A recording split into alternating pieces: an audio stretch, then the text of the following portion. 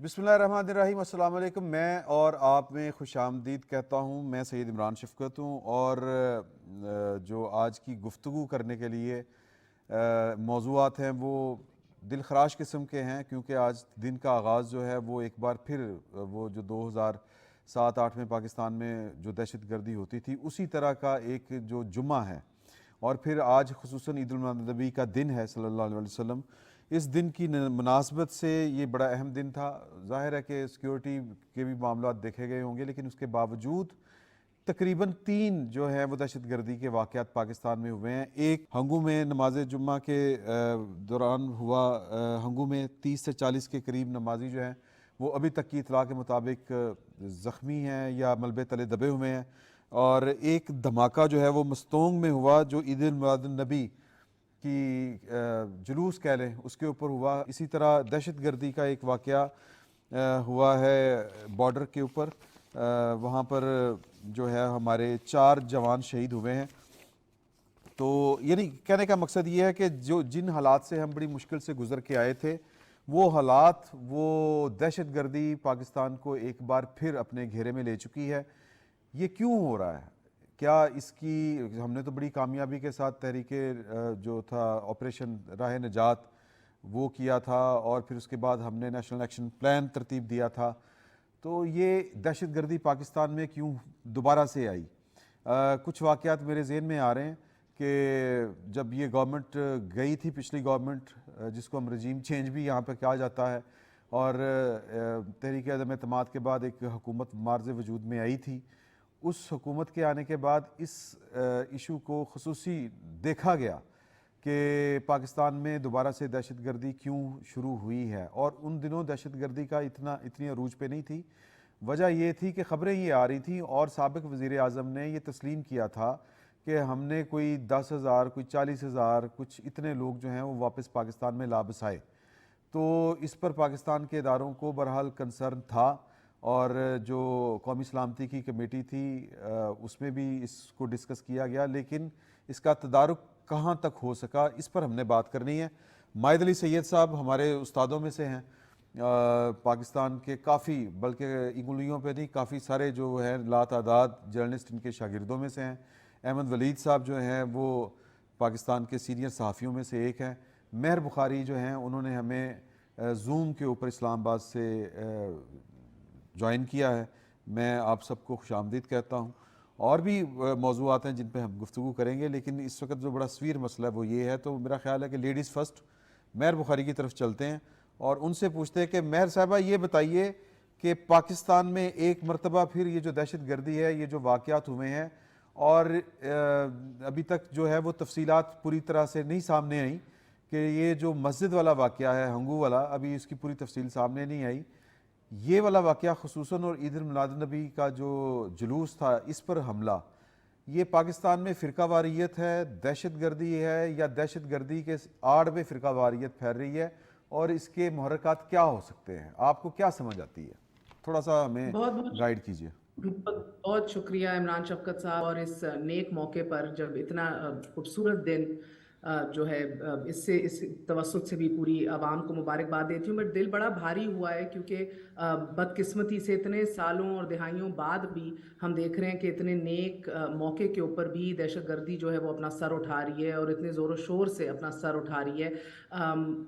देखिए, आज भी आप देख रहे हैं कि एपीएस आने के बाद जब हम लोगों ने पूरा एक अज़म किया कि दहशतगर्दी से कैसे निमटना है, रियासत का पूरा फोकस उसके ऊपर मरकूज था, मगर उसके बाद कहीं ना कहीं अनफॉर्चुनेटली हमारी प्रायोरिटीज़ जो है वो फिर कंफ्यूज हो गई। देखिए, जब रियासत जो है वो अपना गोल, अपना हदफ भूल जाती है और बीच में फिर भटक जाती है, और फिर से प्रायोरिटीज़ आपकी जो है वो ब्लर हो जाती हैं, तो फिर हम यही देखते हैं कि जो आपने तमाम तर ग्राउंड हासिल किया होता है ऑपरेशंस के थ्रू, कुर्बानियों के थ्रू, हमने इधर शोहदा कुर्बान किए, हमने कितनी जानों का नुकसान देखा, लोगों को नकल मकानी करते देखा।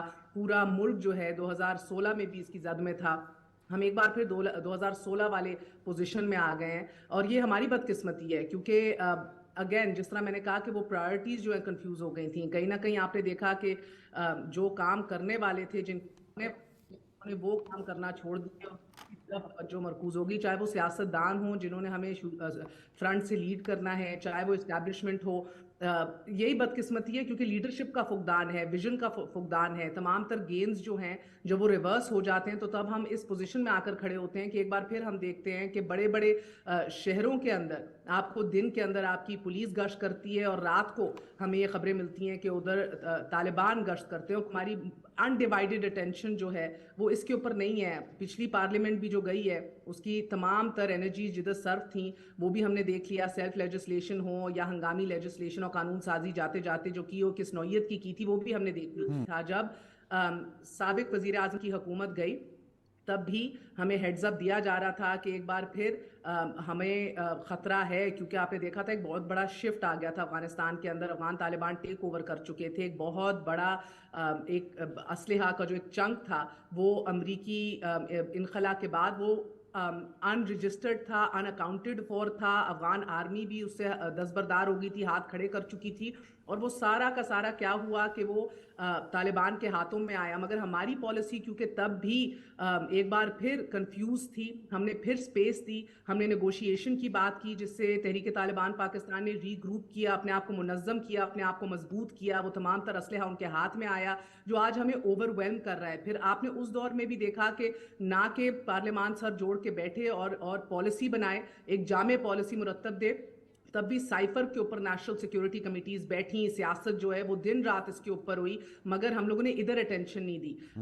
बार बार आपके सैफुल्ला साहब कुछ कह रहे होते थे, बैरिस्टर सैफ खैबर पख्तूनख्वा में बात मुज़ाकरात की कर रहे होते थे, राना सनाउल्लाह इधर कोई और बात कर रहे होते थे। पीडीएम की भी 16 माह के अंदर, पहले 6 माह के अंदर वही पॉलिसी कंटिन्यू की, मुज़ाकरात की और इनको जेलों से रिहा करने की और इनके तरफ नरम गोशा रखने की। बाद अज़ा हमने देखा कि उस पॉलिसी के ऊपर यू टर्न लेते हुए इन सब ने कहा कि वो पॉलिसी तो खराब थी और अब हम ये पॉलिसी कह रहे हैं कि there is no tolerance, there is no negotiation. We keep repeating this. अगर आप पिछली 3 दहाइयों से हमारा ट्रैक रिकॉर्ड निकाल के देख लें, हम अपने सबक नहीं सीखते, हम वही मिस्टेक्स बार बार दोहराते हैं और कोई ओनरशिप नहीं लेता क्योंकि इधर सवाल करने वाला कोई नहीं है। बिल्कुल सही है। माहिद साहब, आपको लगता है कि ये मामला महज हमारा मुकामी है या इसी कोई इंटरनेशनल प्रेशर्स भी होते हैं कि जब हम कोई पॉलिसी ठीक से बनाते हैं फिर उससे डिट्रैक कर जाते हैं? ये मुकामी तो नहीं, मैं बिल्कुल समझता हूँ इसको। मुकामी ये किसी वक्त में था जब हमारे यहाँ ज़ियाउल हक थे पावर में, तो उस वक्त इसको मतलब खड़ा किया गया तालिबान को, और उस वक्त तालिबान नहीं कहलाते थे सच, बाद में फिर वो नाम आया उनका, तो उस वक्त मुजाहिदीन, हाँ मुजाहिदीन कहलाते थे। तो वो मतलब एक स्कूल ऑफ थॉट है जिस पे हमें बड़ा फोकस करना पड़ता है इन चीज़ों के ऊपर। वो अपने अलावा किसी को मतलब वो समझते ही नहीं है कि कोई और मुसलमान है। एक सोच है, उस सोच को भी तो देखना पड़ता है ना। मतलब एक तो हम उनको इस्तेमाल करते हैं, जिस तरह अभी मेहर ने पूरा एक्सप्लेन कर दी और बिल्कुल सही सारी बात की है उन्होंने, मगर ये है कि हम फोकस उनको as one school of thought नहीं कर रहे, हम उनको फोकस करें एज ए ग्रुप, जो टीटीपी तहरीक तालिबान पाकिस्तान या तहरीक हम डिवाइड कर देते हैं तहरीक तालिबान अफगानिस्तान। नहीं, ऐसा कुछ नहीं है, ये एक सोच है। और ये सोच जो है ये कुछ आर्म्ड है, जो लड़ लेते हैं, जो लड़ाई करते हैं, बटे हुए हैं ग्रुप्स में। आईसिस भी यही सोच है, या आप दाइश कह लें, वो भी यही सोच है। मगर ये कि सिर्फ वो ग्रुप्स में बटे हुए हैं इंटरेस्ट के लिए, इकोनॉमिक इंटरेस्ट के लिए। जहाँ तक तहरीक तालिबान पाकिस्तान की बात हम कर रहे हैं, ये वही सोच है। जिस तरह आज आप बात कर रहे थे अभी कि 2 हमले हुए, एक हंगू का आपने जिक्र किया, एक मस्तूंग का जिक्र किया, और मस्तूंग की डेथ टोल ज़्यादा है, बहुत नुकसान हुआ हमारा। तो ये हमले मुझे लगता है कि मोटिवेटेड हैं, सेक्ट मोटिवेटेड भी अपनी जगह पे हैं, और दूसरा फायदा उठाने वाले बड़े हैं। मतलब एक तीर में 2 शिकार हो रहे हैं ना जी, स्टेट को इफेक्ट कर रहे हैं, दूसरी तरफ तो जो है मल्टीपल निकल रहा है ना, फिरकावारियत भी बिल्कुल। आप मतलब डरा रहे हैं ना लोगों को, बिल्कुल। और जिस तरह बताया अभी मेहर ने कि बहुत कुछ छोड़ के गया अमेरिका वहाँ पर, आप सोच नहीं सकते, अंदाज़ा नहीं कर सकते कि किस किस्म की मतलब असला वहाँ उनके पास है। और अब तो वो ट्रेन भी हुए थे, तालिबान भी ट्रेन हुए उनके साथ। वो जो पहले अफगान थे फौजी जो अमेरिका के साथ मिलकर लड़ रहे थे, वो भी इनके बीच में मिल गए मजबूरी के साथ। तो अब तो एक बहुत बड़ी कुव्वत है। ड्यूरन लाइन वो मानते नहीं, ठीक है। फंड वो हर जगह से हो रहे हैं, मेरा ख्याल है कि शायद अमेरिका से भी हो रहे होंगे, और इंडिया वहाँ बहुत एक अपनी प्रेजेंस چھوڑ کے گیا ہوا ہے. مطلب وہ جب تھے پچھلے پریزیڈنٹ تھے غنی, اس وقت ان کی بڑی ٹھیک ٹھاک پریزنس تھی, وہ روڈز بنا رہے تھے, وہ انفراسٹرکچر کھڑا کر رہے تھے. تو انڈین پریزنس وہاں بہت زیادہ ہے, را کی پریزنس بہت زیادہ ہے. اور ان کی سنا ہے کہ ٹائز جو ہیں وہ ادھر بڑی بھی کلوز ہوگی. ہیں, بڑی کلوز ٹائز ہیں ان کی. جو بلوچ علیحدگی پسند ہیں ایگزیکٹلی وہ بھی انہوں نے وہاں رکھے ہوئے. وہ افغانستان کے ساؤتھ میں, جس طرح بلوچستان ہمارے, جہاں سے ہماری بلوچستان کی سرحد ملتی ہے وہاں انہوں نے بلوچ رکھے ہوئے ہیں, اور جہاں ہماری خیبر پختونخوا کی ملتی ہے وہاں انہوں نے پٹھان رکھے ہوئے ہیں. میں پٹھانوں کی بات نہیں کرنا چاہتا, میں کسی ایتھنیسٹی کی بات بھی نہیں کرنا چاہتا. یہ سوچ کی بات ہے. اس کا انسانیت سے کوئی تعلق نہیں ہے, ایتھنیسٹی سے کوئی تعلق نہیں ہے, سیکٹ سے کوئی تعلق نہیں ہے. یہ سوچ کی بات ہے, مائنڈ سیٹ ہے. یہ ڈیورنڈ لائن جو ہے وہ مانتے نہیں ہیں. جن لوگوں نے ہمارا سرحد ہماری بچانی ہے یا سارا کچھ کرنا ہے, ان کو بھی بہت محتاط ہونا پڑے گا اور ایک ہو کے چلنا پڑے گا. مطلب پولیٹیکل گورنمنٹ کو اور ریاست کو ایک ہو کے چلنا پڑے گا اس کو کنٹرول کرنے کے لیے. مجھے لگتا ہے کہ ول ہے, تبھی انہوں نے پریشر بڑھایا ہے.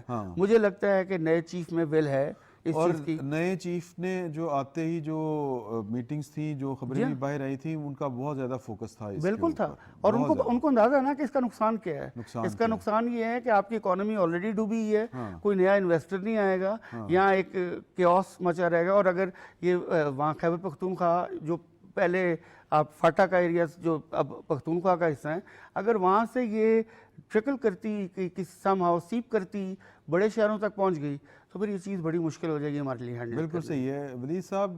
10,000 ملیٹنٹ کو پاکستان میں بغیر وہ جو ایس او پی بنائے تھے ہم نے نیشنل ایکشن پلان کے تحت, کہ ظاہر ہے کہ سب کو توپ کے آگے سامنے آپ نہیں کھڑا کر سکتے. وہ لوگ جو طائب ہو جائیں, جو دستور پاکستان کو مان لیں, ان کو واپس ریہیبلیٹیٹ کرنے کا ایک طریقہ تھا کہ ان کو آپ نے سماج کا باقاعدہ کس طرح حصہ بنانا ہے, 1 2 3 اسٹیپ.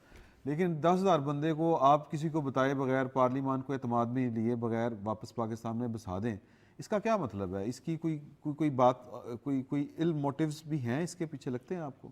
اگرچہ نیت کسی کے اوپر شک نہیں کرنا چاہیے, اس کے باوجود دیکھیں, ایک تو یونیفائڈ قسم کی ہماری پالیسی ہونی چاہیے, ویل تھاٹ آؤٹ, اور اس پہ آپ کو بالکل ساری چیزیں سامنے رکھ کے, اور جو مائد بات کر رہے ہیں کہ تھنکنگ ان کی تھاٹ جو ہے نا اس کو بھی مد نظر رکھتے ہوئے کوئی بھی پالیسی آپ نے بنانی ہے, ان کو آباد کرنا ہے, ان سے بات چیت کرنی ہے. ان کو جیلوں سے رہا کیا گیا افغانستان سے اور پاکستان بھیجا گیا, دیتیں دی گئیں اور لمبی چوڑی دی گئی. ہاں, اور ایسے معاملات کو جب آپ ان کو ری سیٹل کر رہے ہیں کسی ایک جگہ پہ, تو اس میں بڑا کیئرفل رہنا پڑتا ہے. اور ہماری دراصل پتہ کیا ہے کہ جو پالیسی ہے اور جو تھاٹ پروسیس ہے اس کو ہم اپنا تھوڑا سا اگنور کر دیتے ہیں. صحیح. یعنی ہم سمجھتے ہیں شاید جو افغانستان کے طالبان ہیں وہ ہمارے دوست ہیں, اور وہ ہمارے دوست ہوتے ہوئے ٹی ٹی پی کو کنٹرول کریں گے, لیکن ایسا نہیں ہے. صحیح ہے. اس کا مطلب ہے کہ وہ افورڈ نہیں کر سکتے.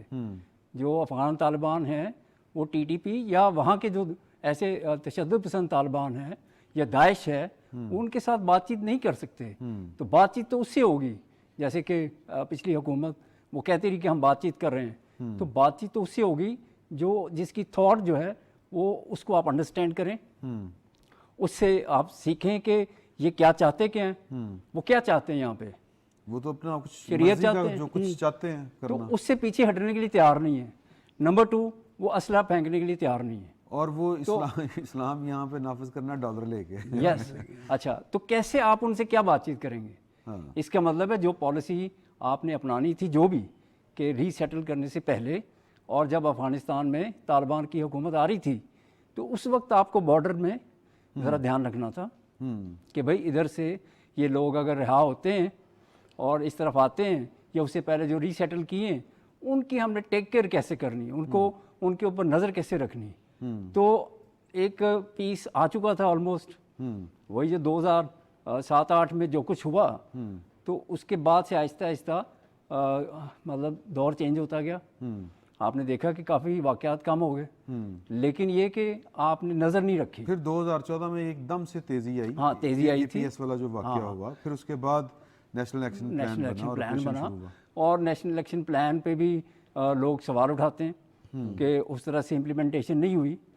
بس یہ کیئر لیسنس نہیں چلے گی, بڑا سیریس ہو کے آپ کو ٹیکل کرنا پڑے گا. اچھا مہر، یہ ایک تھاٹ یہ بھی ہے، یہ کیا محض مفروضہ تو نہیں ہے کہ جو سی پیک ہے یہ حالیہ دہشت گردی سی پیک کو ٹارگٹ کرنے کی وجہ سے بھی ہو سکتی ہے؟ کچھ لوگوں کا یہ بھی ماننا ہے. آپ کو یہ محض مفروضہ لگتا ہے یا اس میں کوئی آپ کو لگتا ہے کہ اس بات میں کوئی دم ہو سکتا ہے؟ دیکھیں عمران، یہ triple pronged multi prong strategy تو یقیناً ہوگی. ہمارے دشمنوں کی تو کمی ہمیں ہے نہیں. تو میں اجت دوگل کی اوفینسو ڈیفینسو اسٹریٹجی کو تو ادھر نظر انداز نہیں کر سکتی. یہ تو بھارت کی بہت دیر سے ایک اسٹریٹجی ہے. پرابلم یہ ہے کہ جب 2021 کے اندر آپ امن نیگوسیشنز اور معاہدے کرتے ہیں آؤٹ لاٹ تحریک طالبان پاکستان سے، تو اس کی تمام تر جو کلوزز ہوتی ہیں نا وہ ساری ڈکٹیٹڈ ہوتی ہیں by the militants. They are deciding at that time کہ ہمارے کتنے بندے ریلیز کرو، ہمارے لیے کیا کرو، ہمیں کیا کیا چاہیے، اور آپ گیون کرتے جاتے ہیں. اب مسئلہ اس پوری سچویشن کے اندر یہ ہے کہ ہمیں بیک اپ کالز جو ہیں وہ ہمیں ریئلائز ہی نہیں ہو رہی. بدقسمتی سے آپ نے دیکھا چند ہفتے پہلے بڑی ایک جیو اسٹریٹجک سینسٹیو ہمارے چترال کے اوپر اٹیک ہوا، کراس بارڈر انفلٹریشن ہوئی، اور وہ اتنا غیر معمولی اہمیت کا حامل اٹیک تھا کہ بہت چند دنوں کے لیے تو ہم سب صدمے میں رہے، خاموش رہے، ہمیں سمجھ بھی نہیں آ رہی تھی رپورٹ کیسے کریں.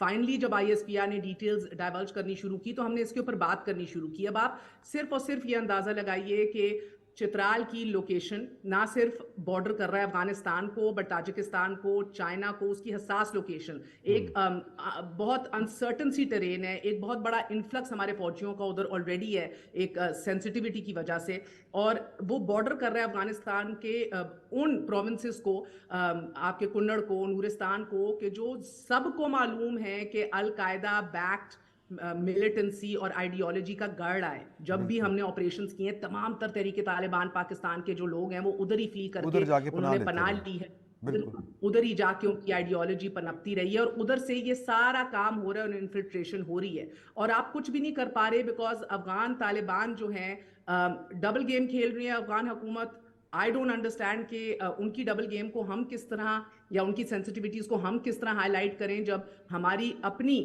پالیسی کلیئر نہیں ہوتی. دیکھیں ادھر مسئلہ ادھر ملک کا یہ ہے کہ نہ صرف آپ کے پاس ایک جامع پالیسی ہے نہیں، پرابلم اس کہ ادھر ہم کسی کو ذمہ دار بھی تو نہیں ٹھہراتے. آپ دیکھ لیجئے کہ چاہے آپ کا فیض آباد دھرنا کیس ہو، اس کے اوپر جو فیصلے ہوں، اس کے اوپر معاہدہ کرنے والے دستخط جو ہوں، ان کے حوالے سے بھی کچھ نہیں ہوتا. کوئی بھی نہیں کچھ کرتا نا. آج چیف جسٹس کو سوال اٹھانا پڑ رہا ہے، مگر سارے جو وڈرا کر رہے ہیں اس سے ہمیں کیا پتہ لگ رہا ہے عمران شفقت صاحب؟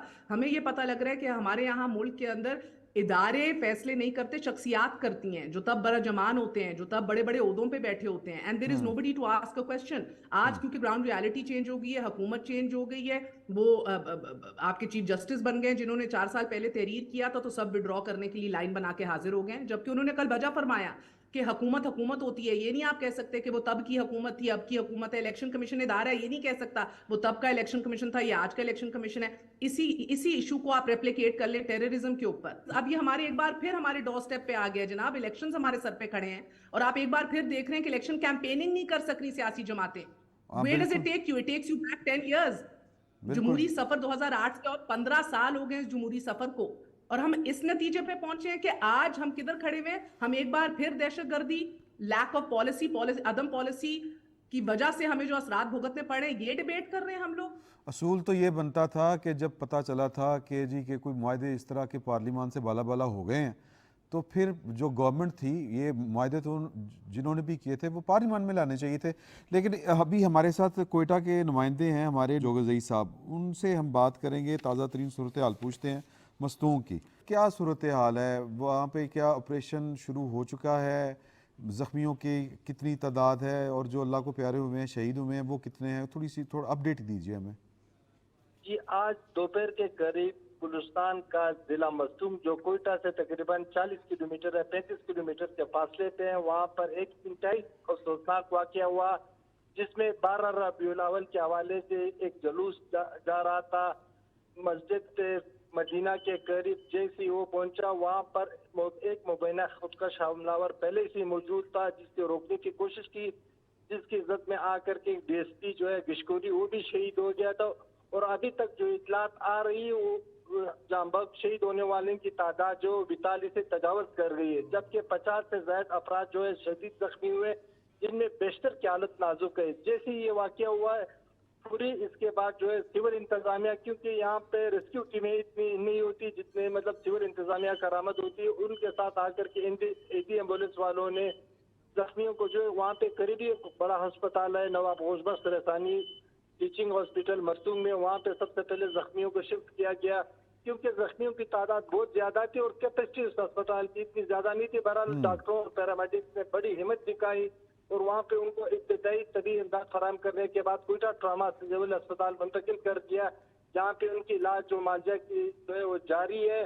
और सूबाई निगरान वजीर सेहत डॉक्टर अमीर मोहम्मद जोगेजी ने खुद जा करके ट्रामा सेंटर का दौरा किया और वहाँ तक कुछ देर मौजूद रहे और डॉक्टरों को हिदायत जारी की कि जख्मियों को हर किस्म की इलाज मुआवजे की सहूलियात फराहम की जाए। चले, बहुत शुक्रिया आपका। माहिर साहब, हल क्या है? मतलब अब आप देख रहे हैं ना, एक तो ये कि जो हमारे हालात हैं मस्तूंग में अगर ये वाक़या होता है तो कैपेसिटी हमारे जो सिविल सिस्टम है हमारा, सेहत से लेके जो इंतज़ामी दीगर मामलात हैं, वो तो कैपेसिटी नहीं है उनकी। नहीं, बिल्कुल तो सही है। क्या करना क्या चाहिए? क्या पार्लियामान को कंसर्टेड एफर्ट होनी चाहिए जी, एक।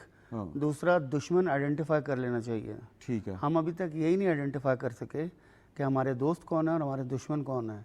मतलब ये गुड कॉप बैड कॉप, या आप कह लें गुड तालिबान बैड तालिबान, ये टर्म बड़ी चलती थी।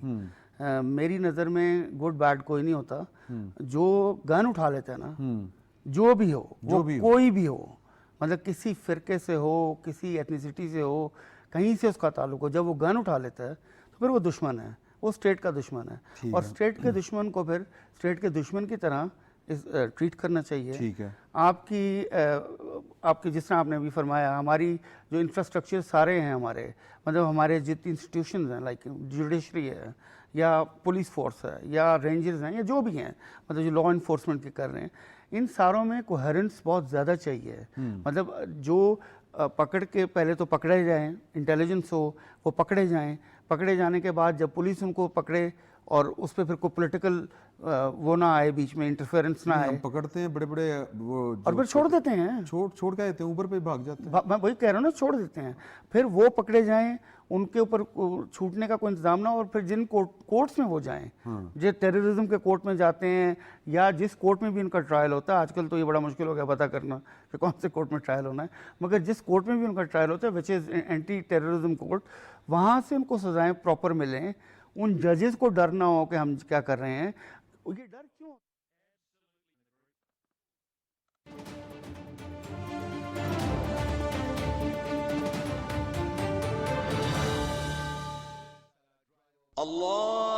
अल्लाहु अकबर, अल्लाहु अकबर,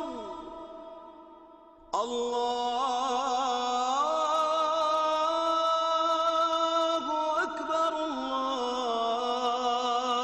अल्लाहु अकबर, अशहदु अन ला इलाहा इल्लल्लाह,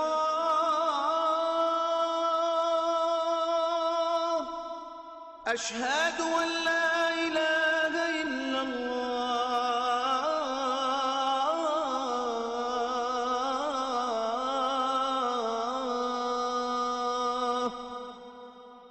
أشهد أن محمد رسول الله، أشهد أن محمد رسول الله،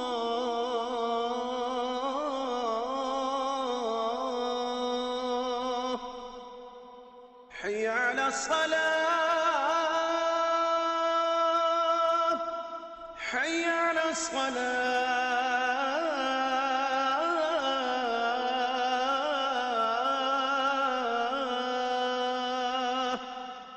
حي على الفلاح،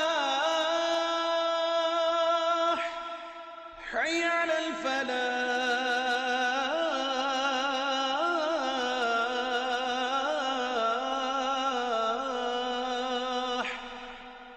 الله أكبر، الله أكبر، لا إله إلا الله.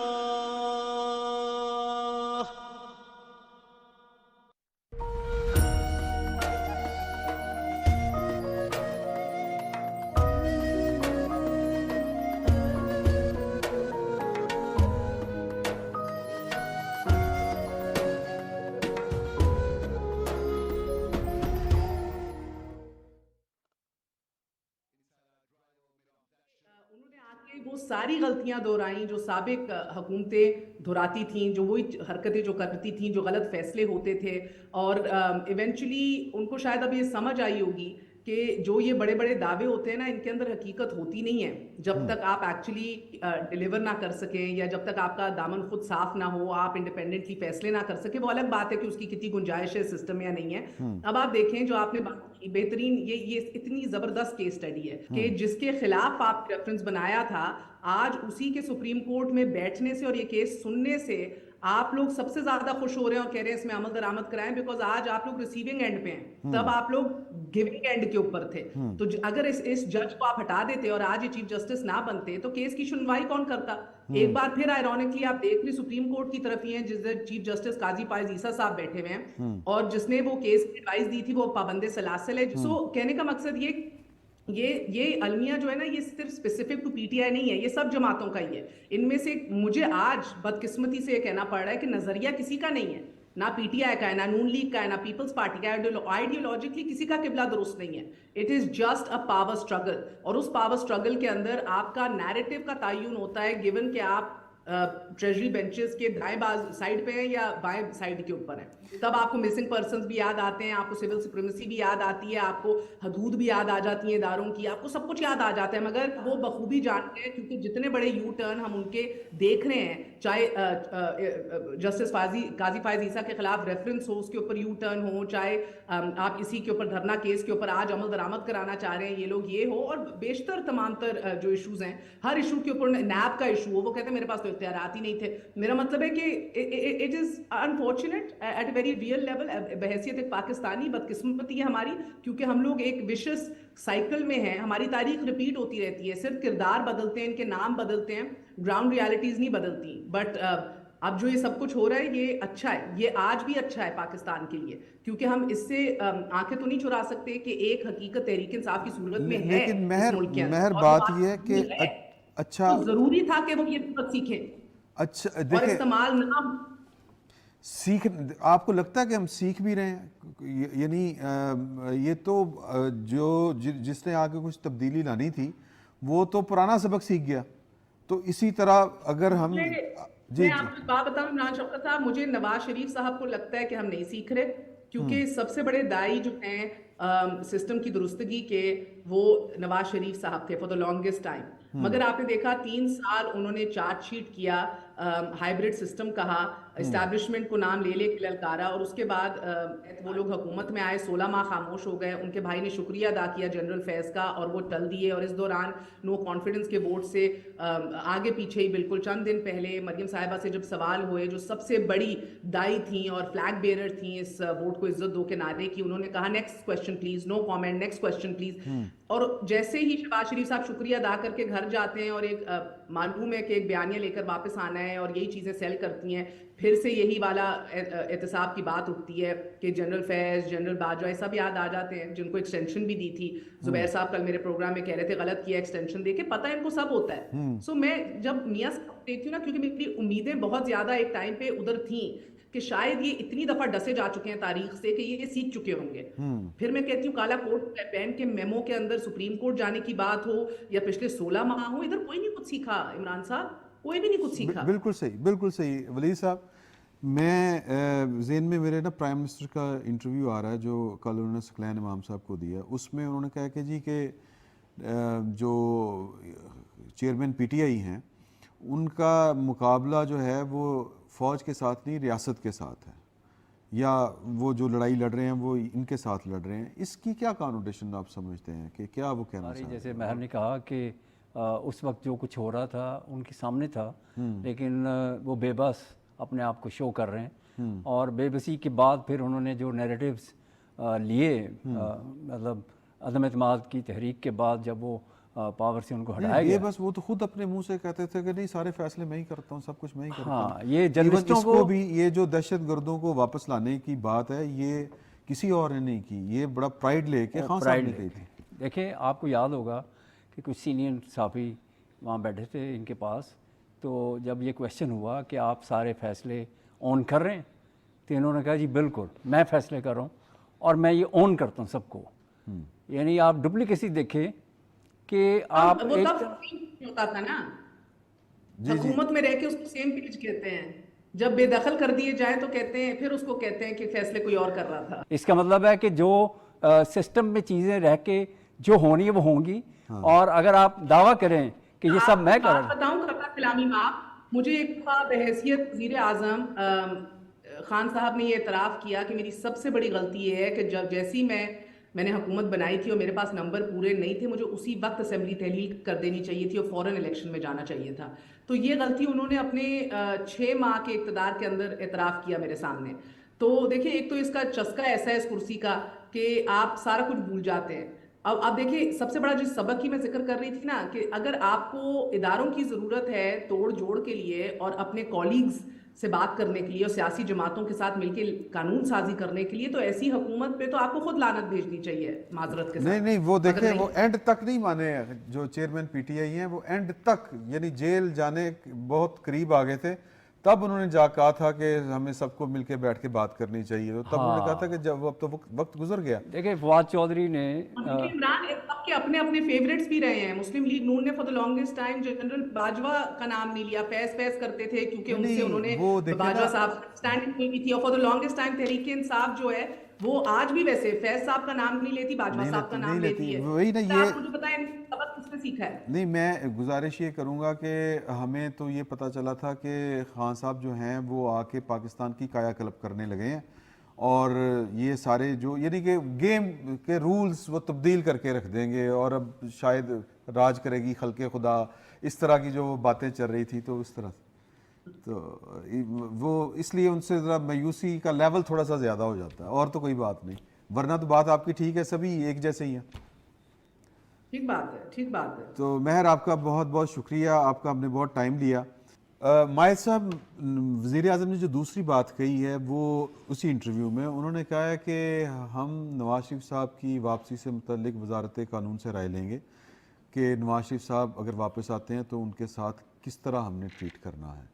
اور ساتھ میں انہوں نے یہ بھی کہا کہ اس میں عدالتیں چونکہ انوالو ہیں تو زیادہ مسئلہ تو انہی کا ہے, لیکن ہم نے کس طرح ان کو, وزارت داخلہ نے غالباً انہوں نے ہی کرنا ہوگا کہ انہوں نے نواز شریف صاحب کا استقبال ہتھ کڑیوں سے کرنا ہے, یہ میں کہہ رہا ہوں, یا پھر کوئی ریڈ کارپٹ بچھا ہوگا, کس مطلب غائبانہ آپ یہ بدل ہے.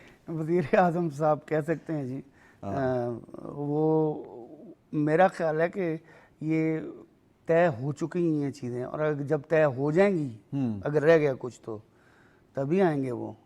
اوکے, اس کے بغیر وہ نہیں آ رہے ابھی, یعنی کنفرم ڈیٹ نہیں ہے 21 ستمبر؟ نہیں, انہوں نے تو دے دی ہے. اوکے, نہیں, اگر آپ کے کہنے کا مطلب ہے کہ اگر یہاں سے پلان سے تھوڑی چیزیں آگے پیچھے ہوتی ہیں تو پھر تاریخ بھی بدل جائے گی. تاریخ بھی بدل سکتی ہے, مطلب اس میں بدلنے میں کوئی حرج نہیں ہے نا. مطلب وہ نواز شریف بالکل اس سچویشن میں نہیں گے.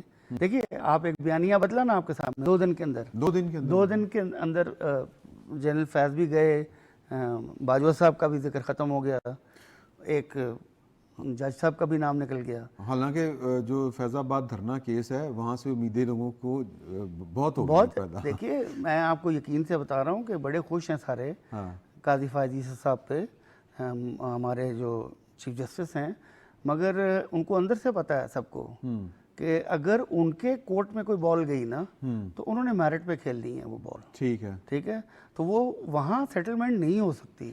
تو ولی صاحب, آپ کو اگر اس کورٹ میں گیند گئی نواز شریف صاحب کی تو پھر کیا بنے گی صورتحال؟ کیونکہ نواز شریف صاحب تو پچھلا 1.5 سال اس وجہ سے نہیں نہ رہے کہ اس کرسی کے اوپر کوئی اور بیٹھا ہوا تھا, وہ جو مطلب پلان کا حصہ تھا. تو اب کیا صورتحال بنے گی؟ دیکھیے, چیف جسٹس فائز عیسیٰ نے, آپ کو یاد ہوگا جب پارلیمنٹ میں شرکت کی تھی اجلاس میں, تو اس میں انہوں نے پہلے یہ جملہ بولا تھا کہ آپ کے سارے کیسز میرے پاس ہی آنے ہیں. اس کا مطلب ہے کہ وہ بتا رہے ہیں کہ جو میرے پاس کیس آئیں گے تو پھر انصاف ہوگا. یہ ان کا اوبیسلی ان کی ریپوٹیشن اس طرح کی ہے. اور جو دھرنا تھا اس ٹائم پہ یا ریفرنس بھیجا تحریک انصاف نے, تو اپنا جو مائنڈ سیٹ, جو نیریٹو چھوڑا انہوں نے تحریک انصاف کے جو ورکرز تھے, تو ان کو تو ایک بہت ہی ملائن کیا گیا نا اس ٹائم پہ. اور آپ دیکھیں کہ جو تحریک انصاف کے چیئرمین ہیں بہت ساری غلطیاں مانتے ہیں, अच्छा, फिर नई गलतियां करते हैं। बड़ी खुल के हमने बातें कर ली, अमूमन इस तरह की खुल के बातें ज़रा कम ही होती हैं। फिर वक्त एक ब्रेक लेते हैं और आपका शुक्रिया अदा करते हैं। ब्रेक के बाद वापस आके अगले नए मेहमान और नई गुफ्तगू। फिर वक्त इतना ही।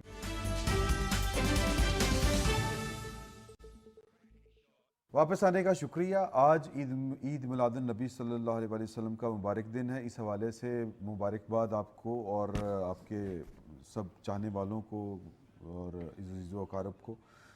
पूरी पाकिस्तानी कौम इस दिन को जिस तरह जिस जोश और खरोश से मनाती है, इसमें इस पर जो कह लें कि जो इश्क़ नबी है उस पर कोई किसी को ना शक है ना कोई शुबा है। लेकिन उसके बावजूद क्या ये सवाल करना बनता है आज के दिन के क्या महज इश्क़ नबी का तकाज़ा सिर्फ़ यही है कि हम आज के दिन एक दिन के लिए खुशियाँ मनाएं और फिर भूल जाएं?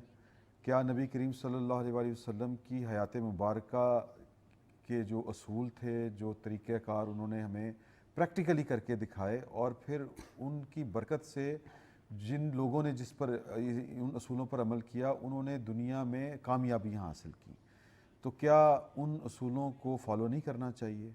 तो इस इशू के ऊपर मैं जो गुफ्तगू के लिए ज़हमत दी है, जिनको बल्कि ज़हमत नहीं कहना चाहिए, जिनको ये मुबारक मौका मिला है, वो साहबज़ादा अमानत रसूल साहब हैं और जनाब हमने मदू किया है इलामा सैदुर्रहमान साहब को। तो सर, हयात तैयबा जो है नबी करीम सल्लल्लाहु अलैहि वसल्लम की, वो हम अपनी प्रैक्टिकल लाइफ में उसको किस तरह कर सकते हैं कि हम कम से कम जो ज़लीलो ख़वार हो रहे हैं उससे तो बचें? क्या आप क्या सजेस्ट करते हैं?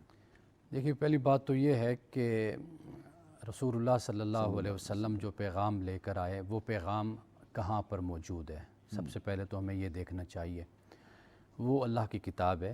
रसूलुल्लाह सल्लल्लाहु अलैहि वसल्लम को अल्लाह ताला ने अपनी किताब, अपना दीन अता किया था। पहला सवाल तो ये है कि हमारा उस दीन से कितना ताल्लुक़ है, हम या उस ताल्लुक़ कितना बचा है, कितना है, खुदा की किताब को हम कितना पढ़ते हैं, कितनी वाबस्तगी है हमारी। हमने तो जो कुछ सुना है, और अगर हम मुसलमान भी हैं तो हम सुने सुनाए के ही मुसलमान हैं। यानी एक तो हम ख़ानदानी तौर पर, मौरूसी तौर पर ख़ुद को मुसलमान कहते हैं, और दूसरी बात यह है कि हमारे पास जितना नॉलेज भी मज़हब का आता है वो प्रोपेगेंडा की सूरत में आता है, वो मस्जिदों से आता है, वो मदरसों से आता है, या अपने दादी दादे से और नाना नानी से आता है, या अपने माँ बाप से आता है। तो अल्लाह ताला ने हमें ख़ुद अक़ल और शऊर की दौलत अता की है, तो हम जब तक ख़ुद अपने रास्तों को मुतय्यन नहीं करते, और ये जो अंधी तकलीद और अंधी अक़ीदत और पीछे चलना खामोशी के साथ, आप देखिए कि ज़िंदगी के दूसरे जो शोबे हैं, दूसरे जो मामलात हैं, उनको हम बड़ी समझदारी से निभाने की कोशिश करते हैं। वो तिजारत है, कारोबार है, वो अपना ज़ाती मफाद है, वो सब कुछ। लेकिन जब मज़हब की बात होती है, आप देखिए कि हम दूसरे पर भरोसा करते हैं और आंखें बंद कर लेते हैं, कान बंद कर लेते हैं। ये जो रवैया दर हकीकत ये हमारी तबाही की बुनियाद है। और दूसरी बात ये है कि रसूलुल्लाह सल्लल्लाहु अलैहि वसल्लम की जो सीरत है उसका हम कितना मुताला करते हैं। आप दुनिया में देखें कि इतनी अच्छी किताबें इस वक्त मार्केट में मौजूद हैं, और जो गैर मुस्लिम इस्लाम कबूल करते हैं या कर रहे हैं, मैं ज़ाती तौर पे यूरोप में भी रहा हूँ और पाकिस्तान में भी एक लंबा वक्त गुजार रहा हूँ, तो मैंने देखा है कि जो लोग मुसलमान हुए हैं उन्होंने भी रसूलुल्लाह सल्लल्लाहु अलैहि वसल्लम की सीरत को बराह रास्त पढ़ा है, कुरान पाक को बराह रास्त पढ़ा है, तो उसके बाद उन्होंने इस्लाम को कबूल किया। मिसाल के तौर पर लंदन में एक साहब गए मस्जिद में, तो उन्होंने मस्जिद के इमाम से कहा कि भाई मैंने इस्लाम कबूल करना है, तो मैं इस्लाम का मुझसे तारुफ़ करवा दीजिए। तो वो कुछ बोलने लगे, कहने लगे। उन्होंने कहा कि अंग्रेज़ ने कहा कि क्या आपके पास आपकी किताब है जो आप जिसका ये ऐलान करते हैं, दावा करते हैं कि ये खुदा की तरफ से उतरी? उन्होंने कहा बिल्कुल कुरान पाक है। तो उनका मुझे ये आप दे दीजिए। उन्होंने दे दी, उनके बस ये काफ़ी है मेरे लिए। उसके बाद वो मस्जिद से चला गया। फिर उसने कुरान पाक पढ़ा, मुताला किया, फिर उसके बाद वो इस तरफ मुतवज्जे हुआ। हकीकत ये है कि हम लोग एक तो हमने मज़हब पर कब्ज़ा कर रखा है। हम समझते हैं कि शायद हम ही हैं कि जिसने दुनिया को सर पे उठाया हुआ है, और इस्लाम और मज़हब को हम ही लेकर चलेंगे तो चलेंगे दुनिया में, वरना इस्लाम मिट जाएगा। लेकिन आप यूरोप की तरफ जब नज़र करते हैं, आप देखिए कितने खूबसूरत लोग हैं, इतने बाकिरदार लोग हैं कि उनका लिबास, उनकी शख्सियत, उनकी गुफ्तगू, उनका कलाम, उनकी तहकीक, उनकी रिसर्च, ऐसे मेरे बहुत से लोग हैं, दोस्त हैं जो मेरे, اتنے اچھے طریقے سے وہ اسلام پر عمل کر رہے ہیں, کوئی شور شرابہ نہیں ہے, کوئی بدتمیزی نہیں, کوئی احتجاج نہیں, کوئی ہڑتال نہیں, کچھ نہیں ہے. تو میرا خیال ہے کہ یہ جو ایک موروثی تصور ہمارے اندر راسخ ہو گیا, یا خاص طور پر اس خطے کے مسلمانوں میں, اس نے اصل میں ہمیں تباہ کیا ہے. وہ ایسے ہی ہے کہ جیسے قرآن پاک قوم یہود کے بارے میں بیان کرتا ہے کہ یہ جو وقالت الیہود والنصارى نحن ابناء اللہ واحباؤہ, کہ یہود و نصارہ کہتے ہیں کہ ہم تو اللہ کے محبوب ہیں, ہم اللہ کے دوست ہیں. مطلب یہ کہ ہم جو کچھ بھی کرتے رہیں ہماری بخشش اور مغفرت ہو جانی ہے. تو یہ جو معاملہ ہے, ہمیں یہ جو مائنڈ سیٹ ہے ہمارا, یہ جو مینٹیلٹی ہے, اس کو تبدیل کرنے کی ضرورت ہے. اور اس کے لیے آپ کو میں معذرت سے کہوں گا, آپ کو مذہبی طبقہ کبھی بھی یہ بات نہیں کہے گا. آپ کو مسجد سے, مدرسے سے, آپ کو اس طبقے سے آپ کو یہ ایسی بات سننے کو نہیں ملے گی. وجہ کیا ہے؟ وجہ یہی ہے کہ یہ وہی معاملہ ہے جو احبار اور رہبان کا تھا. قوم یہود کے جو بڑے بڑے علماء اور مشائخ تھے, ان کا طریقہ کار یہی تھا, وہ لوگوں کو اپنے چنگل سے, اپنی گرفت سے نکلنے ہی نہیں دیا کرتے تھے. ان کو اس طرح پھنسا کر رکھتے تھے کہ تاکہ ان کے جو معاشی مسائل ہیں, ان کے سیاسی مفادات ہیں, اور ان کے جو معاشرتی طور پر جو ان کا ایک لیول ہے, سطح ہے, ایک عہدہ اور منصب ہے, وہ قائم رہے.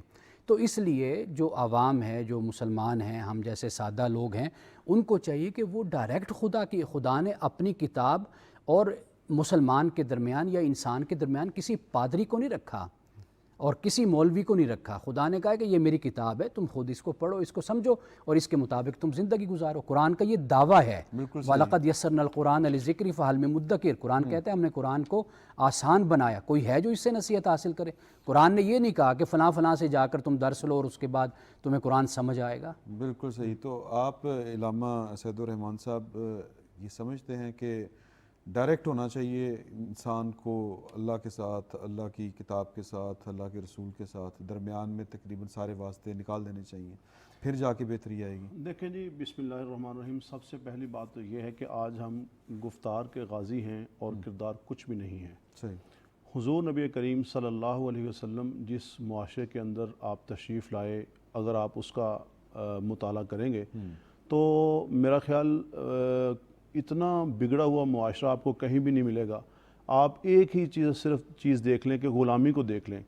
یہ جو غلامی تھی, حضرت شیش علیہ السلام جو حضرت آدم علیہ السلام کے بیٹے ہیں, وہاں سے غلامی شروع ہوتی ہے, اور ہر زمانے کے اندر نسل در نسل ہزاروں سال تک وہ چلتی چلی آتی ہے.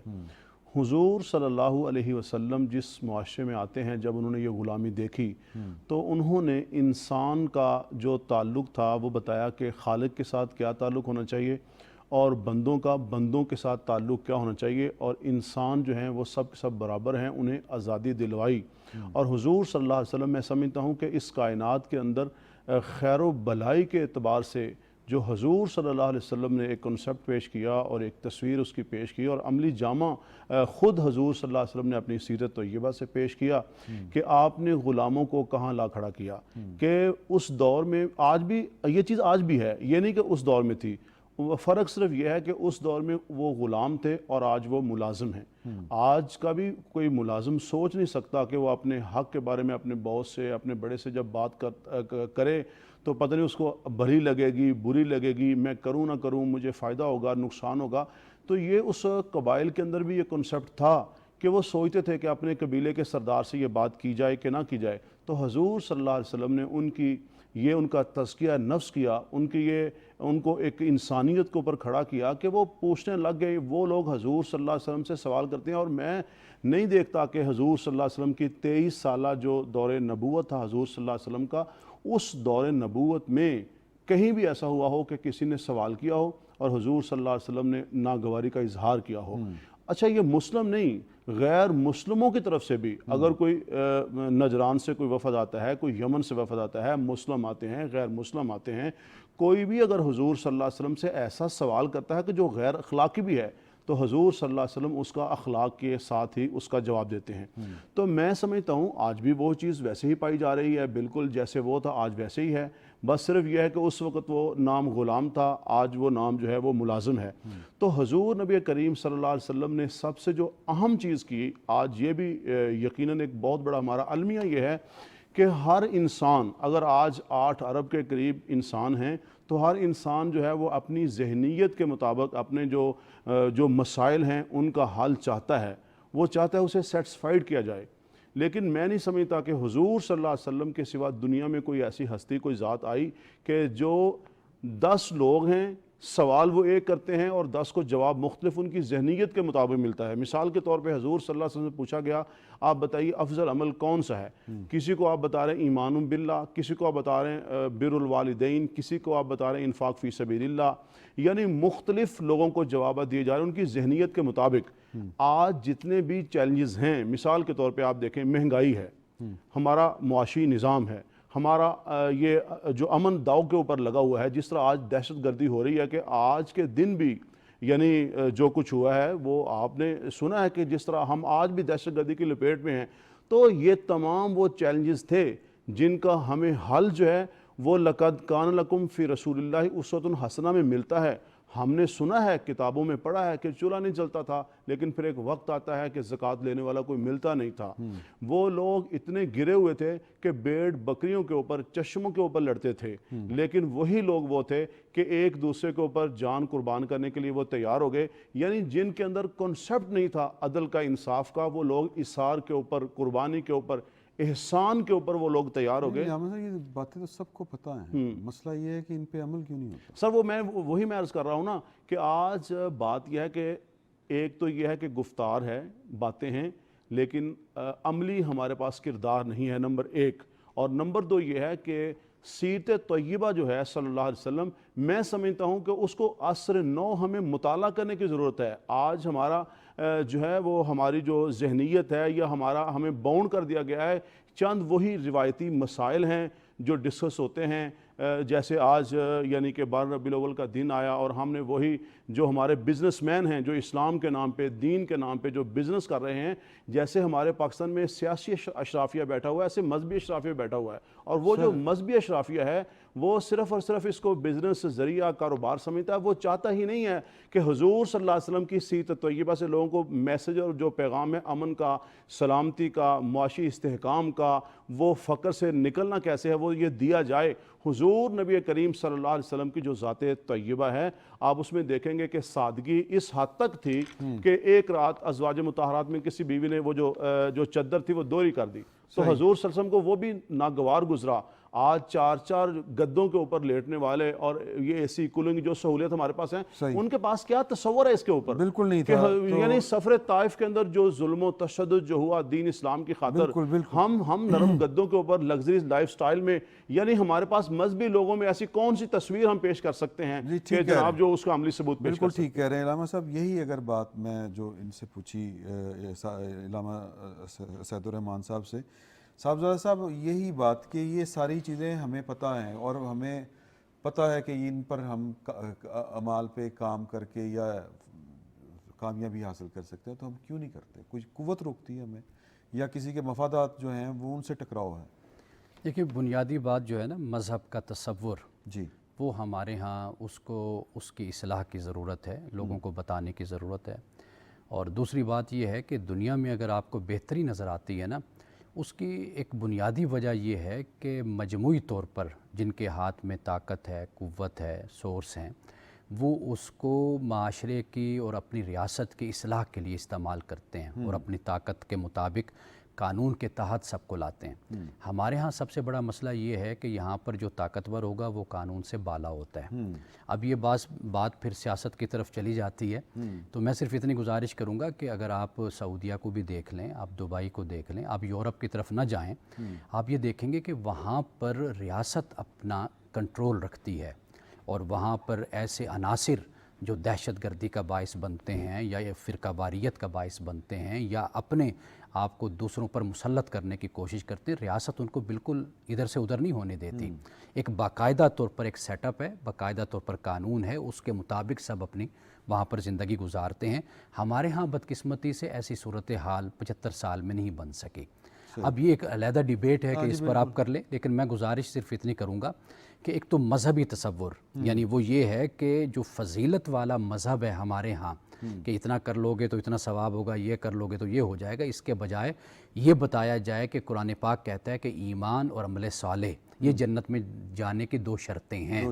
صرف ایمان کافی نہیں ہوگا. آپ اپنے آپ کو عاشق کہہ لیں, آپ محب کہہ لیں, اپنے آپ کو سب کچھ کہہ لیں, اگر آپ عمل میں زیرو ہیں تو آپ بالکل امید نہ رکھیں کہ آپ جنت میں جائیں گے, آپ کو سزا ملے گی. عمل صالح بنیادی طور پر اس دنیا کو آسودہ کرنے جی, ایک تو یہ بات ہے, یعنی ایمان اور عمل صالح. اور دوسری بات میں گزارش کروں گا کہ رسول اللہ صلی اللہ علیہ وسلم انسانوں کے ساتھ جہاں سے بات شروع کرتے تھے نا, ہم وہاں سے بات نہیں شروع کرتے. رسول اللہ صلی اللہ علیہ وسلم کسی سے اس کے عقیدہ نہیں پوچھا کرتے تھے, کسی کا مذہب نہیں پوچھا کرتے تھے کہ تم عیسائی ہو, یہودی ہو, تم کون ہو, کافر ہو یا نہیں ہو. وہ اس سے یہ پوچھا کرتے تھے کہ تم بھوکے ہو یا نہیں ہو, تم پیاسے ہو یا نہیں ہو, تم تنگ دست ہو یا نہیں ہو, تمہارے گھر میں فاقہ ہے یا نہیں ہے. رسول اللہ صلی اللہ علیہ وسلم ایک حدیث بھی آپ ایسے نہیں دکھا سکتے کہ جس میں سیرت میں ایک واقعہ بھی کہ جب رسول اللہ صلی اللہ علیہ وسلم کے پاس کوئی آیا ہو اور آپ نے اس سے پوچھا ہے کہ بھئی تیرا عقیدہ کیا ہے, نہیں پوچھا. نبی کریم صلی اللہ علیہ وسلم کا موضوع انسانیت تھا, اور انسانیت ہی آج سسک رہی ہے, اور ان کے ہاں سسک رہی ہے جو ان کے ماننے والے ہیں. اس پر ہمیں غور کرنا پڑے گا کہ ہمارے ساتھ ایسا کیوں ہے. میں اپنے مہمانوں کا شکریہ ادا کرتا ہوں. انشاءاللہ پھر کبھی آپ کو اس موضوع پر تکلیف دیں گے. فی الوقت بہت بہت شکریہ.